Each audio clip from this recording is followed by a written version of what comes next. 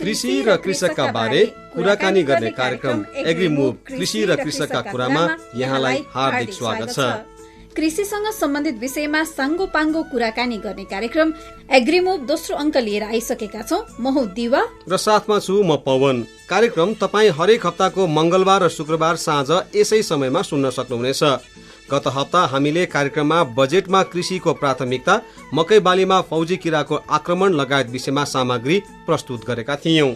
एग्रीमुभ कृषि र कृषकका कुरामा आज हामी झापा र नुवाकोटका कृषकले झेल्नु परेको शास्तिका बारेमा सामग्री लिएर आएका छौं। त्यस्तै प्राध्यापन, वैदेशिक रोजगार लगायत क्षेत्रमा लागेर पनि पछिल्लो समय कृषिलाई आफ्नो प्रमुख व्यवसाय बनाएका एकजना कर्मशील किसानको कथा पनि कार्यक्रममा सुनाउँछौं। कृषि कर्ममा लाग्नका लागि सबैभन्दा बढी आवश्यक पर्ने चाहिँ धैर्य नै हो। त्यसैले होला घोकन्ती विद्या र धावन्ती खेती भनिएको। पछिल्लो समय कृषिमा आधुनिकीकरण पछि पनि युवा आकर्षण नबढ्नुको कारण उनीहरू कुनै पनि कामको चाँडै प्रतिफल आओस् भन्ने चाहन्छन्, जुन कृषिमा सम्भव छैन। अहिले सबैको ध्यान कृषिमा केन्द्रित भएको समय युवालाई यतातिर आकर्षित गर्नका लागि पनि राम्रो समय हो। यसका लागि सरकारवाला निकायले ध्यान पुर्याओस् र युवा लक्षित कार्यक्रम सुरु गरोस् भन्ने हाम्रो कामना छ। कार्यक्रमको सुरुमा सदा चाहिँ कृषि समाचारको पालो। पोखरा हेम्जाका किसान शालिग्राम बास्तोलाले प्रति किलो 5 रुपैयाँमा बन्दा बेचे, जबकि उत्पादन लागत नै 8 देखि 10 रुपैयाँ प्रति किलो पर्छ। 60 रुपैयाँ प्रति किलो उत्पादन लागत लाग्ने सिमी उनी 50 रुपैयाँ प्रति किलोमा बेच्न बाध्य छन्। लकडाउनको अवधिमा तरकारी खपत घट्दा पोखराका किसानले उत्पादनको उचित मूल्य नपाएका हुन्। यो सिजनमा हेम्जाका किसानको लागत पनि नउठ्ने बास्तोला बताउँछन्। देवीस्थान कृषि सहकारीका अध्यक्ष समेत रहेका उनले भने बारीमै तरकारी कुहाएर फाल्नु पनि भएन, सस्तोमै भए पनि बेच्नुको विकल्प छैन। कृषकले सिधै नबेची थोकमा बेच्नु पर्दा पनि लागत अनुसारको मूल्य नपाएको उनको गुनासो छ। सहकारीले प्रधानमन्त्री कृषि आधुनिकीकरण परियोजना मार्फत हाइटेक टनेलमा तरकारी खेती गर्छ।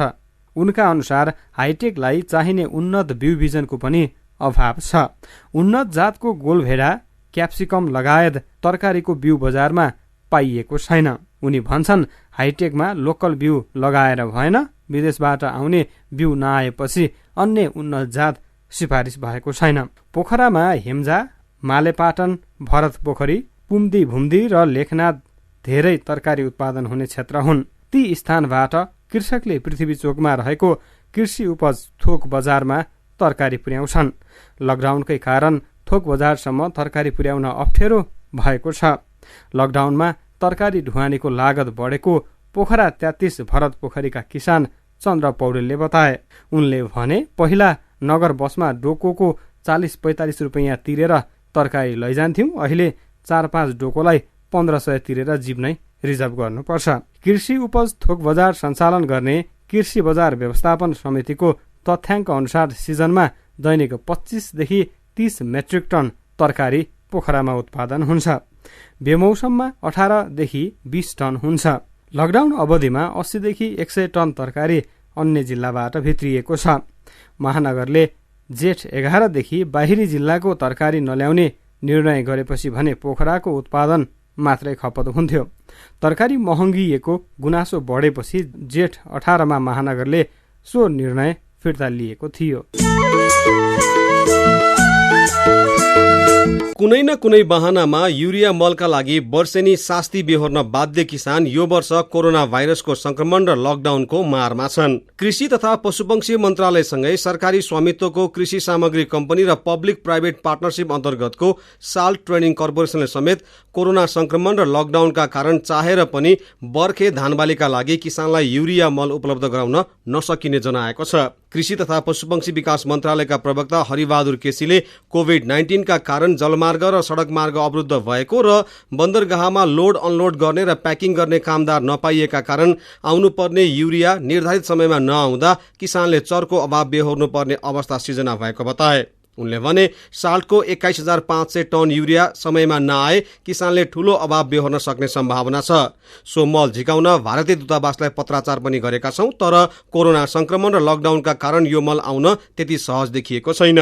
युरिया मलको अभाव हुन नदिन र किसानको गर्जो टार्न मन्त्रालयले हालसम्म कुनै पनि वैकल्पिक व्यवस्थाको विषयमा छिनोफानो गरेको छैन। यो वर्ष किसानले धान बालीसँगै अहिले सुरु भएको मकै गोड्ने समयमा पनि युरिया मलको चर्को अभाव बेहोर्न परेको छ। कृषि सामग्री र साल ट्रेडिङ कर्पोरेसनसँग भएको युरियाको मौजदात पनि करिब सकिएको छ। पहिलो टप ड्रेसिङ धान रोपाई भएको 22 दिन बाहेक 1,10,000 टन युरिया र 70,000 टन डीएपी रासायनिक मल आवश्यक पर्छ, तर मल वितरण गर्ने ती दुवै निकायसँग गरी 9,148 टन मात्र युरिया मल मौजदात छ। यस्तै 12,972 टन डीएपी मौजदात छ। दुवै निकायका अनुसार डीएपी अभाव नभए पनि युरिया मलको भने चर्को अभाव सिर्जना हुँदैछ। करिब दैनिक 1,000 टन युरिया मल बिक्री भइरहेको छ। यसरी हेर्दा मौजदात रहेको 9,000 टन करिब 9 दिनमा सकिन्छ। त्यसपछि मल आपूर्ति नभए देशैभर युरिया मलको हाहाकार हुने अवस्था हुन्छ। कृषि सामग्री कम्पनीका प्रवक्ता विष्णु पोखरेलले ग्लोबल टेन्डरबाट खरिद गर्न लागि 50,000 टन साउन 15 पछि मात्रै नेपाल भित्रिने जानकारी दिए। तत्कालका लागि आफूहरूसँग युरिया मल नभएको उनले सुनाए। उनका अनुसार यसमध्ये चीनबाट 25,000 र रुसबाट 25,000 टन युरिया आउनेछ। यसका लागि 22 दिन अघि एलसी खोलिएको थियो। नेपालमा कुल धान खेती हुने क्षेत्रफल 15,52,000 हेक्टर छ। यसमध्ये क्षेत्रफल र उत्पादनका आधारमा तराई क्षेत्रको हिस्सा 70% भन्दा बढी छ। धान बाली सपार्न मुख्य गरी रासायनिक मल र सिँचाइको आवश्यकता पर्छ। नेपालमा अधिकांश धान बाली आकाशे पानीको भरमा हुने गर्छ। धान खेती हुने क्षेत्रफल मध्ये करिब 25% मात्र 12 महिना सिँचाइ सुविधा उपलब्ध छ। यस्तै वार्षिक रूपमा 46,92,000 टन चामलको माग छ। केराको मुख्य सिजनमा नै बिक्री वात्तै घटेपछि चितवनका किसान चिन्तित छन्। लकडाउन खुकुलो भएसँगै कृषि उपजहरूलाई एक ठाउँबाट अर्को स्थानमा लैजान सकिने त भएको छ, तर भारतीय केरा भित्री आफ्नो उत्पादन बारीमै बिक्रिने हो कि भन्ने डर उनीहरूमा छ। दाहाल कृषि फर्मका सञ्चालक डोलनाथ दाहालले कालिका नगरपालिकाको पदमपुरमा 15 बिघामा केरा खेती गरेका छन्। 1 बिघामा औसत 1400 घरी केरा उत्पादन हुन्छ। उनको खेतको 20% केरा बिक्रीका लागि तयार छ। अब धमाधम काटेर बजार पुर्याउनु पर्ने हुन्छ। मध्य साउनसम्म सबै केरा बिक्री गर्ने लक्ष्य राखेको उनले बताए। बिक्रीको परिमाण हेर्दा भने उनी आत्तिन थालेका छन्।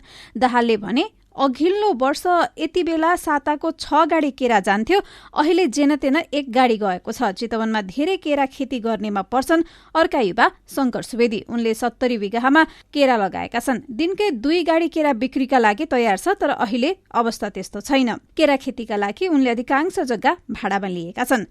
भाडा मात्रै वर्षको 39 लाख रुपियाँ बुझाउनु पर्ने उनले बताए। उनले भने 3.5 रुपियाँ कोसाका दरले पनि बिक्री भयो, अहिले 5 रुपियाँसम्म गएको छ। मूल्य कम पाएको पीडा भन्दा पनि केरा बजारमै नजाने पो हो कि भन्ने चिन्ता किसानलाई छ।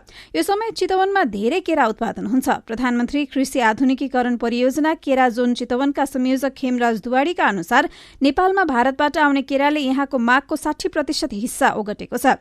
नेपालको उत्पादनले 40% मात्रै धान छ। चितवन केरा उत्पादक संघका अध्यक्ष घननाथ महतोले जिल्लामा 3000 बिघामा केरा खेती हुने बताए। 400 किसानले केरा खेती गर्दै आएका छन्। वर्षमा 60,000 टन केरा उत्पादन हुन्छ।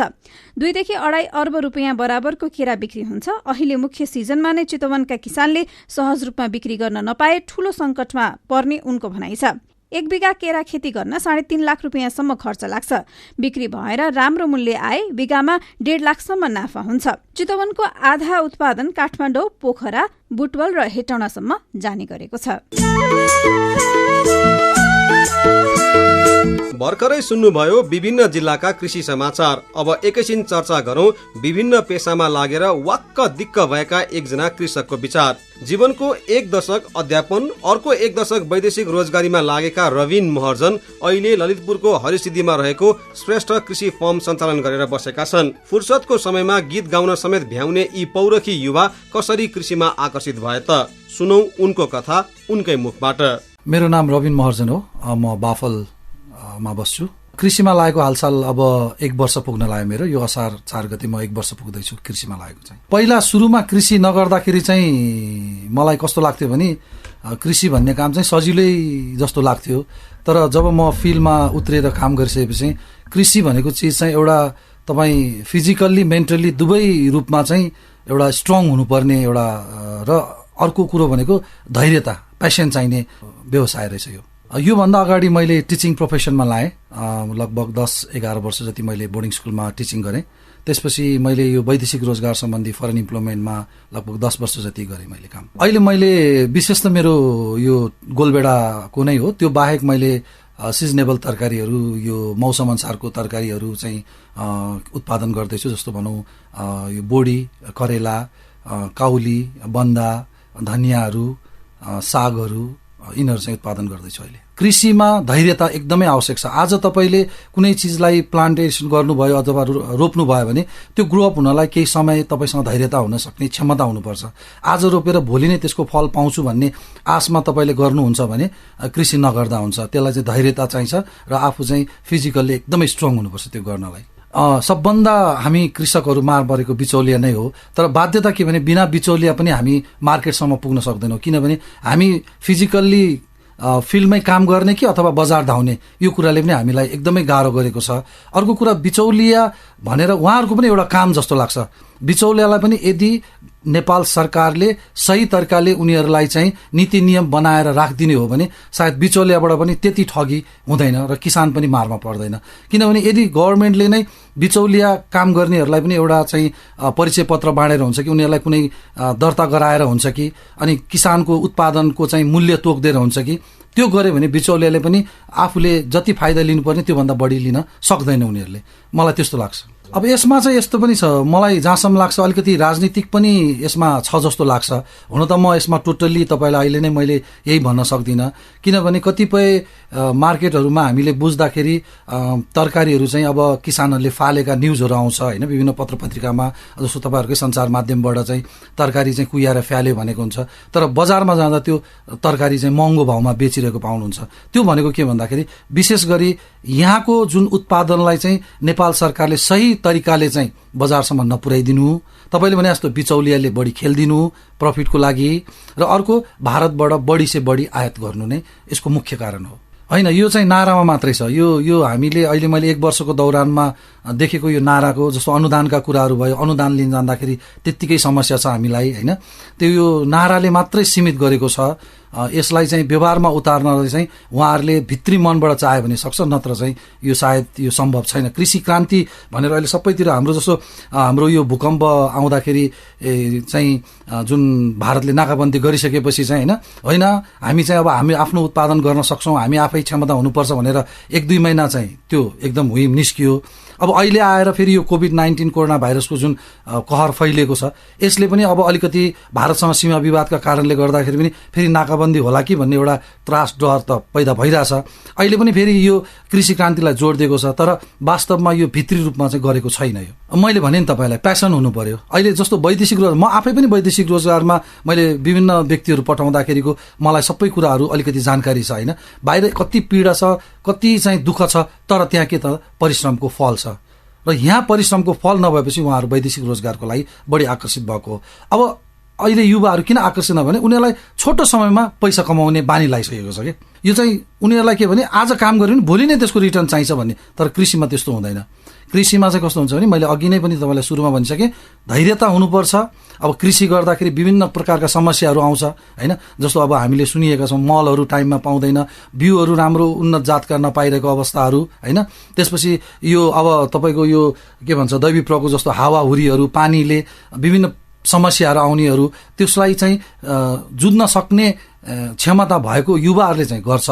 होइन भने आज चाहिँ मैले गोलबेडा अथवा केही रोपेर भोलि नै म यसको चाहिँ प्रतिफल पाउँछु भन्ने त्यो कन्सेप्ट भएका युवाहरूले चाहिँ सक्दैन। मलाई चाहिँ मैले वैदेशिक रोजगार गरिसकेपछि एउटा गभर्मेन्टले एउटा पोलिसी ल्यायो वैदेशिक रोजगारमा। त्यो चाहिँ अब यो धरौती बढाउनेदेखि लिएर विभिन्न चाहिँ वैदेशिक रोजगारलाई चाहिँ एउटा नीति नियमले चाहिँ एउटा बाँध्ने कोसिस गरेपछि वैदेशिक रोजगारको चाहिँ यो माग पनि विभिन्न कारणले गर्दा चाहिँ कम हुँदै गयो होइन। त्यसपछि यो कोभिड-19ले झन्नै लगभग थप्पै जस्तै भएको छ। त्यसपछि मसँग पनि अप्सन थिएन, मसँग कि विदेशमै गएर काम गर्नु पर्थ्यो एउटा, कि मैले नेपालमा गर्नु थियो।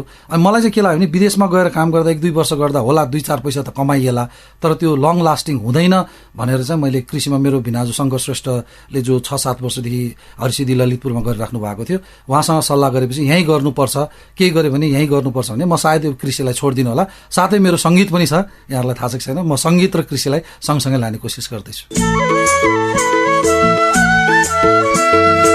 उनी थिए पछिल्लो समय कृषि कर्ममा रमाउँदै आएका गायक, शिक्षक र वैदेशिक रोजगार व्यवसायी समेत रहिसकेका रबिन महर्जन। उनले भने जस्तै कृषिमा लाग्नका लागि ठूलै धैर्य र मेहनतको आवश्यकता पर्छ। तपाई पनि कृषि कर्ममा लाग्ने सोचमा हुनुहुन्छ भने पहिले यतातिर पनि ध्यान पुर्याउने कि यसबारे विचार विमर्श गर्दै गरौँला। तर अहिले पालो भएको छ छोटो विश्रामको।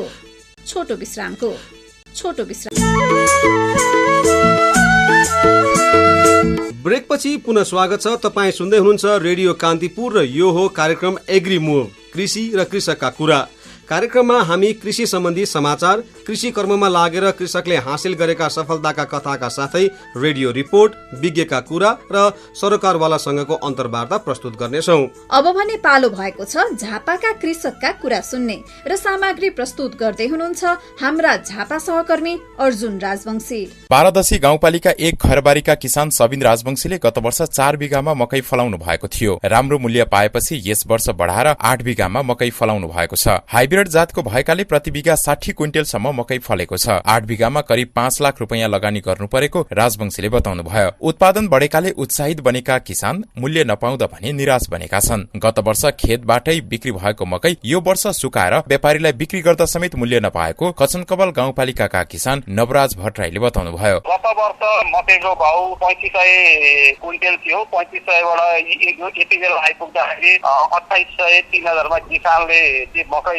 बेचेको अवस्था थियो। अहिले भनेको आधी मूल्य पनि छैन। 1800 1900 मा चाहिँ पुरा यो सुकाएर चाहिँ अब व्यापारीलाई यो दिनुपर्ने अवस्था छ। त्यसबाट किसान चाहिँ त धेरै मार्गमा छन्। जिल्लामा हिउँदे, बर्खे र बसन्ते गरी 3 सिजनमा मकै खेती हुने गरेको छ। यो सिजन बसन्ते मकैको हो। यस वर्ष बसन्ते मकै जिल्लामा 36,500 हेक्टरमा खेती गरिएको कृषि ज्ञान केन्द्रका प्रमुख नीलकमल सिंहले जानकारी दिनुभयो। मकै दाना उत्पादन गर्ने उद्योगहरूले खरिद गर्ने गर्छन्। लकडाउनका कारण धेरै कुखुरा र गाई फार्म बन्द हुने अवस्थामा पुगेकाले दाना उत्पादनमा पनि रास आएको छ। दाना उत्पादन घटेकाले मकै बिक्री नहुँदा आफूहरूले पनि किसानहरूसँग पर्याप्त मूल्य दिएर मकै खरिद गर्न नसकिरहेको व्यापारी ईश्वर थापाले बताउनु भयो। काम चाहिँ धेरै नै कम हो। त्यति धेरै त कम्ती नहुनु पर्ने हो। राज्यले नगरी हेरेन किसानलाई पनि यस्तो गरेपछि उनीहरूको लागत पनि उठ्दैन नि खेतमा। यो कारण त चाहिँ कोरोना नै हो, लकडाउनै हो। किनभने कुखुरा ब्रोइलरहरू नपाल्ने भएपछि यो कुरो अब झापाको मकै नानघाट काठमाडौँको फ्याक्ट्रीहरूले नलिएपछि दाम नउठेको। लकडाउन सुरु हुनु अघिसम्म नेपालका दाना उद्योगहरूले तेस्रो मुलुकबाट मकै निर्यात गरिरहेको अवस्था थियो। यस वर्ष पनि मकैले राम्रो मूल्य पाउने अनुमान गर्दै किसानले चैते धानको सट्टा मकै नै लगाएका थिए। जिल्लाको दक्षिणी क्षेत्रका कचनकबल, हल्दीबारी, बारादशी, झापा र गौरीगंज गाउँपालिकाका हजारौं बिघामा मकै खेती गरिएको छ। मकै उत्पादनलाई गुणस्तरीय तथा किसानलाई थप प्रोत्साहन गर्नका लागि सरकारले प्रधानमन्त्री कृषि आधुनिकीकरण परियोजना अन्तर्गत चालू आर्थिक वर्षदेखि लागू हुने गरी जिल्लाको 500 हेक्टर क्षेत्रफलमा मकै जोन कार्यक्रम समेत सञ्चालन गरिएको छ। उत्पादन बढाएका मकै जोनका किसान मूल्य नपाएका कारण भने पहिलो वर्षमै निराश बनेका छन्। प्रधानमन्त्री कृषि आधुनिकीकरण परियोजना कार्यान्वयन इकाइका वरिष्ठ कृषि अधिकृत रविन्द्र सुवेदी। मकै लगाएको टाइममा चाहिँ के थियो भन्दाखेरि बाहिरबाट एक्सपोर्ट भइरहेको थियो। यहाँ चाहिँ मकै सर्टेज थियो त्यो बेलामा। पोल्ट्रीवालाहरूले त्यस पछाडि त्यो दाना बनाउनेहरूले उनीहरूले चाहिँ मकैको अभाव छ भनेर त्यो बेलामा भन्थे होइन। र अहिले चाहिँ अब मकैको वास्तवमा चाहिँ बिक्री वितरण पनि खासै अब त्यो भएको छैन। ठूलो परिमाणमा उत्पादन भए पनि मकैले मूल्य नपाएको गुनासो जिल्लाभरका किसानबाट आएपछि शुक्रबार जिल्लाका सबै 15वटै पालिकाका कृषि अधिकृतहरूसँग कृषि ज्ञान केन्द्रले छलफल गरेको छ। उक्त छलफलका आधारमा किसानका समस्याबारे थप अध्ययन गर्ने ज्ञान केन्द्रका प्रमुख नीलकमल सिंहले बताउनुभयो। हाम्रो मकैको भाउ पाएन के कारण हाम्रो सबै साथी बिक्री नभएको मकै सुकाएर राख्नका लागि जिल्लामा ड्रायर मेसिनको अभाव छ। अधिकांश ग्रामीण क्षेत्रका किसानले मकै उत्पादन गरेकाले सो क्षेत्रमा ठूलठूला गोदाम घर पनि छैनन्। लागत मूल्य समेत उठाउन कठिन हुने अवस्थालाई अध्ययन गरी सरकारले समयमै मकैको मूल्य तोक्नुपर्ने पीडित किसानको माग छ। रेडियो कान्तिपुरका लागि अर्जुन राजवंशी, झापा। भर्खरै सुन्नुभयो हाम्रा झापा सहकर्मी अर्जुन राजवंशीले पठाउनु भएको मकै खेती सम्बन्धी सामग्री। मुलुकका पहाडी भेगमा अहिले मकै गोड्ने बेला भएको छ, तर मकैका लागि चाहिने मल अभावले गर्दा उनीहरू मारमा छन्। नुवाकोटको अवस्था के छ त? यसबारे हाम्रा सहकर्मी कृष्ण थापाको यो सामग्री सुनेपछि थाहा पाइहाल्नुहुनेछ। नुवाकोट मात्र होइन, मुलुकका अन्य जिल्लाको अवस्था पनि फरक छैन। यतातिर सम्बन्धित पक्षको ध्यान पुगोस्, हामी यही कामना गर्छौं। अब पालो नुवाकोटबाट प्राप्त सामग्री सुन्ने। नुवाकोटमा सिंचाई पुगेका क्षेत्रमा यति बेला किसानहरूलाई चैते धान भित्राउने अतारो छ। जिल्लाको बिलगुगढी नगरपालिका वडा नम्बर 12 घोटघाट फाँटमा किसानहरूले लगाएको धान काट्ने र झाट्ने गरिरहेका छन्। कतिपय किसानहरूले पर्म लगाएर त कतिपय ज्याला गरेर धान भित्राइरहेका छन्। नुवाकोटका बेसी फाँटहरूमा चैते धान पाकेको छ। पाकेको धान काट्दै चुड्दै गरेका स्थानीय किसान नारायण प्रसाद अधिकारी। अहिले अब हामीले चाहिँ के भन्छ नि, अब हाइब्रिड सबै हाइब्रिड ल्याएको छौँ। हाइब्रिड धान सबै यहाँ तमाम जम्मै साथीभाइ के अरे चाहिँ त्यो हाइब्रिड छ। हाइब्रिड धानमा चाहिँ के हुन्छ भने अब कोही अवस्थामा चाहिँ पानी भयो त्यो हाइब्रिड धानमा ठाडै बस्दो छ। अनि के किसानहरू चैते धानका लागि सिंचाई पुर्याउन नसक्दा धान उत्पादनमा कमी आउने बताउँछन्। 2 दशक अघिको तुलनामा अहिले धान उत्पादन बढेको र स्थानीय किसानलाई बजारबाट किनेर खानुपर्ने अवस्था नभएको बताउँछन्। कतिपय सिंचाई पुर्याउन नसक्दा रूपो सुकेको स्थानीय किसानहरूको भनाइ छ। चैते धानको लागि सिंचाई बढाउन सके धान उत्पादन बढ्ने किसानहरू बताउँछन्। ज्याला गरेर रोपा र लाठी लगाउनु पर्दा किसानहरूलाई मर्का पर्ने गरेको छ। कतिपय किसानले आफ्नो उब्जनी हुने खेत अभावमा अरूको खेत अदियामा समेत धान खेती गरेका छन्। स्थानीय सुभद्रा कनाल। चैते धान हामीले 25 मुठी भित्र 10 क्विन्टल जति बेच्नु भयो। हिजो लगाएर जोख्नु भयो। पोरपरारको हेरी अहिले घटेको हाम्रो। बाँझो पनि राख्यो, बेला आलु लाउन सकिएन, पानी जम्ने भएर अनि त्यही भयो कि जस्तो लाग्यो मलाई चाहिँ। अहिले सेराफाँट, ढिकुरी, फेदीबेसी, चौगाडा, आँप्र, बाहुनबेसी, दोर्खु फाँट, कोषगाडे, 7 बिसे, 9 बिसे, ढाडे, समुद्रटार, रामवती, शिखरबेसी, राउतबेसी, थानसिंह फाँट, 70 फाँट, सामरी फाँट, टुप्टे फाँट, बुढीसेरा, विद्युत लगायतका स्थानमा चैते धान पाक्ने र काट्ने भित्राउने चटारो छ। किसानलाई टाइचुङ जातको धान नलगाउन भने पनि बजार मूल्य राम्रो भएकोले लगाउने क्रम बढेको छ। यो जातको धान बजारमा माग बढी छ। उक्त धान चिउरा बनाउन उपयुक्त हुने भन्दै ठेकदारहरूले काठमाडौँ, भक्तपुर, चितवन र पोखरा लैजाने गरेका छन्। उत्पादनको हिसाबले नुवाकोट धानको लागि अन्न भण्डार हो। जिल्लामा स्थानीय जातको भन्दा 50% धान हाइब्रिड धान लगाउने गरेको छ भने अधिकांश किसानले टाइचुङ जातका धान लगाएका छन्। त्यसैगरी कञ्चना, टाइचुङ र अन्य हाइब्रिड जातका धान लगाएका छन्। तर स्थानीय किसानहरू चैते धान उत्पादनमा कमी हुने दाबी गर्छन् भने उता कृषि ज्ञान केन्द्र नुवाकोट र रसुवाले चैते धान उत्पादनमा वृद्धि हुने र वर्षासँगै मौसमले चैते धान उत्पादनमा असर नपर्ने जनाएको छ। ज्ञान केन्द्रका अनुसार 2 देखि 3% धान उत्पादन हुने अनुमान छ। रोग किराको लागि किसानलाई प्राविधिक जानकारी दिएको जनाएको छ। गत वर्ष चैते धान 28,079 मेट्रिक टन उत्पादन भएको थियो। विशाल ढकाल सूचना अधिकारी कृषि ज्ञान केन्द्र। यसमा चाहिँ पोहोरको तुलनामा हाम्रो केही एरिया पनि यसपालि बढ्ने आकलन गरिएको छ हामीले, किनभने समयमा पानी परेकोले गर्दाखेरि बियाड राख्नेदेखि हरेक कुराहरू समयमा भएको छ। यो सँगसँगै हाम्रो उत्पादन पनि मौसम चाहिँ धान खेतीको लागि चैते धानको लागि एकदम सुहाउँदो भएको हुनाले गर्दाखेरि यसपालि हाम्रो उत्पादन पनि करिब 2 देखि 3% बढ्ने हामीले अनुमान गरेका छौँ। नुवाकोट रिपोर्ट यति नै। कृष्ण थापा बिदा हुन्छु। नमस्कार। उनी थिए हाम्रा नुवाकोट सहकर्मी कृष्ण थापा र त्यहाँका किसानको मर्का सुनाउँदै। अब भने हामी कार्यक्रमको अन्त्यतिर आइसकेका छौं। तपाईलाई यो कार्यक्रम कस्तो लाग्यो? हामीलाई सल्लाह र सुझाव दिन नभुल्नुहोला। तपाई हामीलाई रेडियो कान्तिपुरको फेसबुक पेजमा गएर कार्यक्रम एग्री मुभ कृषि र कृषकका कुरा उल्लेख गरी हामीलाई सुझाव दिन सक्नुहुनेछ। आगामी सातासम्मका लागि हामीलाई बिदा दिनुहोस्। नमस्कार।